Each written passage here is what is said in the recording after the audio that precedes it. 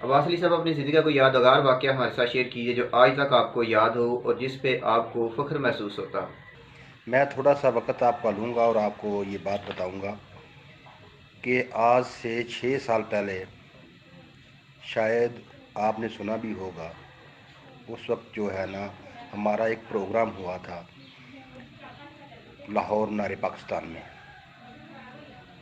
اور میرے جو پریزیڈنٹ تھے نا وہ بھی لائنڈ ہیں، شاہد میمن صاحب ہیں اپنا کراچی سے. تو انہوں نے مجھے بلوایا اسپیشلی کہ آپ موٹیویشنل آدمی ہیں تو آپ کا آنا بہت ضروری ہے. میں نے عباس صاحب اپنی بائک سٹارٹ کی اور پسرور سے مینار پاکستان میں 2 گھنٹے 25 منٹ میں پہنچا. ٹھیک ہے، وہاں میں کیا دیکھتا ہوں کہ ویل چیئر یوزر کافی تھے، نارمل ڈسیبل کافی تھے، بی لائنڈ جو ہے وہ تعداد میں زیادہ تھے. جب میں وہاں مینار پاکستان پہنچا تو یقین جانے کہ میرا اس طرح استقبال کیا گیا کہ جیسے کسی پریزیڈنٹ کا کیا جاتا ہے. جب میری گاڑی جو ہے وہ مینار پاکستان میں داخل ہوئی نا گیٹ کے ذریعے، تو نعرے بلند ہوئے. اب اپنا شاہد میمن صاحب کو پتہ چل گیا کہ عباس علی سیالکوٹ سے آ چکا ہے، پہنچ چکا ہے وہ پنڈال میں. تو پنڈال جو ہے وہ اللہ اکبر کے نعروں سے گونج اٹھا اور میرے نام کی جو ہے نا وہ آوازیں بلند ہوئی. یقین جانے عباس صاحب میری آنکھوں میں آنسو آ گئے. اچھا عباس علی صاحب، وہاں جب آپ کی تقریر شروع ہوئی تو وہ جو مزدوری کی ہماری ایک لڑکی تھی، اس نے جو آپ سے سوالات کیے تھے اور آپ نے جو ان کے جواب دیے، ذرا ان کے بارے میں بتائیے گا۔ میرا نام بولا گیا، میں سٹیج پہ چلا گیا. میں اپنے رب کے نام لینے کے بعد میں نے اپنی بات شروع کی. ابھی عباس صاحب میں نے بات شروع کی نہیں تھی تو ایک لڑکی جو وہاں رائٹ لیگ سے وہ پالیو اٹیک تھی، اس نے کھڑا ہو کے مجھ سے سوال کر دیا. ابھی میری تقریر شروع تھی کہ اس نے سوال کر دیا کہ عباس صاحب آپ سیالکوٹ سے بلانگ کرتے ہیں، آپ گاڑی پہ آئے ہیں، ہم کافی دیر سے آپ کا انتظار کر رہے تھے، لہذا میں نے آپ سے چند سوال کرنے ہیں. میں نے کہا بیبی میری بات سنیں، جو مجھے بات کر لینے دیں تو پھر میں یہ بات کروں گا آپ سے. وہ کہنے لگی نہیں جی تقریر بعد میں کریں، پہلے میرے سوال کا جواب دیں. میں نے کہا ہاں جی بیبی بولو. نازیہ اس کا نام تھا. اس نے مجھے ایک سوال کیا کہ جی یہ جو معذور لوگ ہیں ان کو معاشرے میں حقارت کی نظر سے کیوں دیکھا جاتا ہے. میرا پہلا سوال یہ ہے، اس کا آپ نے جواب دینا اور میں نے آپ سے لینا ہے. دوسرے نمبر پہ اس نے مجھ سے یہ سوال کیا کہ یہ جو لوگ ہیں یہ دل کے کالے کیوں ہوتے ہیں. 2 سوال ہوئے. تیسرا سوال اس نے مجھ سے یہ کہا کہ تعلیم حاصل کرنے کے بعد ہمیں وہ حق نہیں ملتا جو ہمیں ملنا چاہیے، جو کہ گورنمنٹ آف پاکستان میں دیا ہے وہ ہمیں نہیں مل رہا. آپ اتنی دور سے سفر کر کے آئے ہیں تو آپ ان سوالوں کا پلیز تقریر نہ کریں، آپ مجھے جواب دے دیں. میں یقین جانے عباس صاحب پریشان ہو گیا کہ یار میری تو کوئی تیاری نہیں تھی اور یہ بچی نے سوال کر دیا ہے. میں نے کہا بچی کو کہ بیٹا میری بات سنو، آپ نے سوال تو مجھ سے کر دیے ہیں لیکن ان کے جواب جو ہے نا بیٹے میں پرسنل میں دوں گا.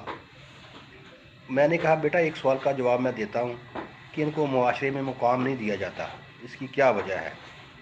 عباس صاحب یقین جانیں کہ اسپیشل پرسن جو ہے نا، معذور آدمی جو ہے، کبھی سونے کا بھی ہو جائے نا، سونے کا بن جائے تو اس کو پھر بھی حقارت کی نگاہ سے دیکھا جاتا ہے.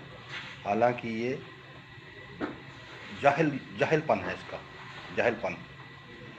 تو میں نے کہا کہ اپنے آپ میں وہ کوالٹی پیدا کریں، آپ مثال بنیں، آپ لوگ آپ کا نام لیں. میں نے کہا میں بیٹے آپ ماشاءاللہ مجھے گریجویٹ لگتی ہیں تو آپ عام لوگوں کے لیے کیا کرتی ہیں. وہ کہنے لگی جی میں ٹیوشن پڑھاتی ہوں بچوں کے، امیر لوگوں کے بچوں کو میں ٹیوشن پڑھاتی ہوں. میں کہا بیٹے بہت اچھی بات ہے، آپ یہ کام کر رہی ہیں، میں آپ کو داد دیتا ہوں. دوسرے نمبر پہ بات یہ ہے کہ آپ نے مجھ سے سوال کیا کہ یہ لوگ دل کے کیوں کالے ہوتے ہیں. عباس صاحب یقین جانے کہ جتنا آدمی ہائی مقام پہ پہنچ جاتا ہے نا وہ اتنا ہی وسیع ذہن کا مالک ہو جاتا ہے، کیونکہ معذور آدمی کو دبایا جاتا ہے، اس لیے وہ کسی کے خلاف نہیں ہوتا، وہ کسی کے خلاف بات نہیں کرتا، لیکن صرف معاشرے میں اس کی عزت نہیں ہے۔ میں بیٹے اس کے سوال کا جواب یہ ہے کہ آپ اپنی طرف سے بھلائی کریں، آپ جینا سیکھیں، آپ معاف کرنا سیکھیں۔ اگر لوگ آپ پہ آوازیں اٹھاتے ہیں تو آپ ان کو معاف کرنا سیکھیں۔ یقین جانیں یہ پیغمبرانہ پیشہ ہے۔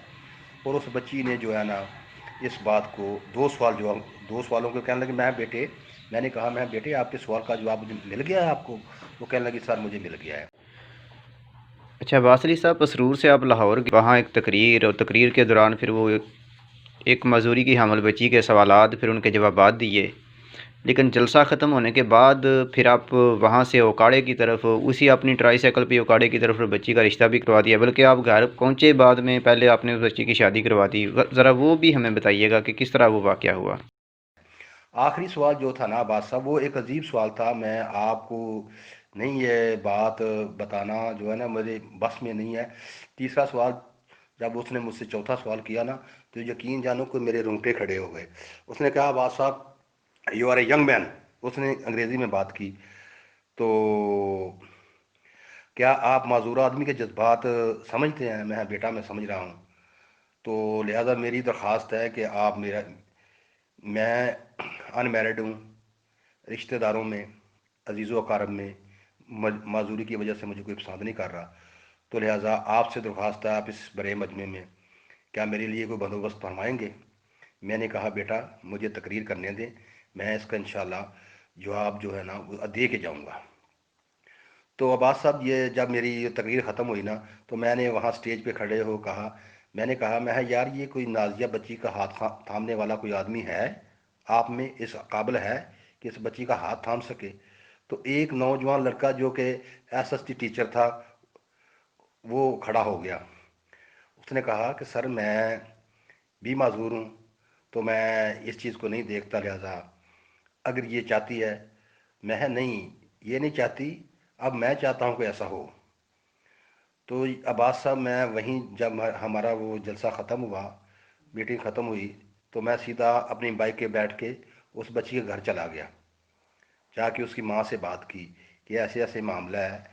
اس کو ڈیگریڈ نہیں کیا میں نے کہ جس نے مجھے کہا ہے، تو میں نے کہا کہ میں آپ سے سوالی ہوں، ایک بچہ ہے معذور ہے، لہذا اگر آپ چاہتے ہیں تو میں یہ دیکھتا ہوں اس بات کو۔ انہیں کہا بیٹا ابھی ہم آپ کے ساتھ چلتے ہیں۔